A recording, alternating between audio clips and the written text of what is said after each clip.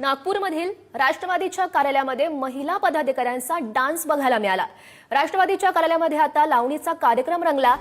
दिवाळी मिलन कार्यक्रमामध्ये वाजले की 12वर महिलेनं ठेका धरल्याचं बघायला मिळालं। गणेशपेठ इथल्या राष्ट्रवादीच्या कार्यालयामध्ये रविवारी हा कार्यक्रम आयोजित केला गेलेला होता आणि त्यामध्येच हा डान्स आपल्याला बघायला मिळालाय।